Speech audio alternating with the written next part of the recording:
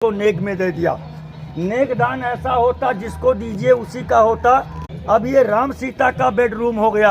अंदर में दर्शन करने जाएंगे तो बड़े रूप में राम सीता होंगे, मंझले रूप में राम सीता होंगे और छोटे रूप में राम सीता होंगे। 3 जोड़ी यहाँ राम सीता की होगी और गोल्ड का सिंहासन होगा जिसमें भगवान पधारे होंगे। आप समय दीजिएगा।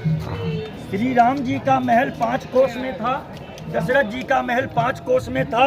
उसी में भगवान का जन्म भी हुआ जिसके लिए आप देश में लड़ाई चल रही थी। और उसी महल में कैकेयी के लिए कनक भवन बनाया, सोने का महल दशरथ जी जो सीता को नेग में दिया। और उसी महल में सीता जी का राज्य महल हुआ जो जनकपुरी से आकर के माता की डोली उतारी गई। और उसी महल में रत्न सिंहासन रतन जड़ित राम की गद्दी थी जो देवताओं ने स्वर्ग से भेजा था प्रभु की गद्दी। वहाँ आज कलयुग में चांदी का मंदिर कायम है जहाँ पे रत्न सिंहासन राम की गद्दी थी। राम जी रावण को मारकर अयोध्या आए। अयोध्या में 11,000 राम ने राज्य किया, 1000 वर्ष।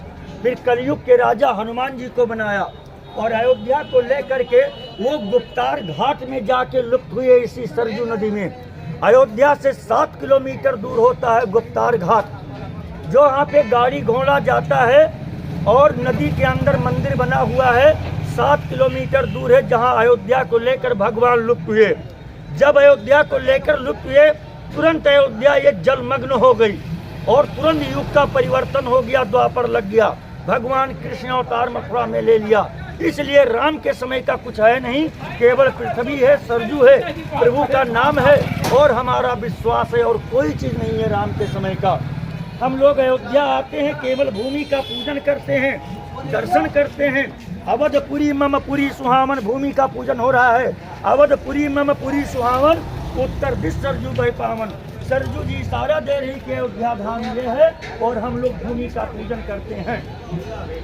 दरस परस मंजन अर्पाना हरे पाप का वेद पुराना।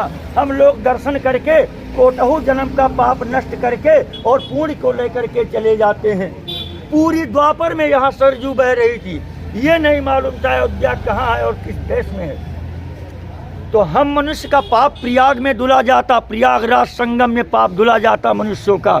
और प्रयागराज जब पाप से भर जाते तो वो घोड़े पे सवार हो जाते हैं और काले हो जाते, काला घोड़ा भी हो जाता है।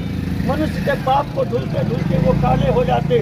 वो अयोध्या आते हैं, सरजू नदी के अंदर घुसते हैं और उज्जैन नगरी के राजा वीर विक्रमादित्य हुए 2500 वर्ष पहले इसी कलयुग के अंदर। द्वापर को खत्म हुए, कलयुग को लगे हुए 5,500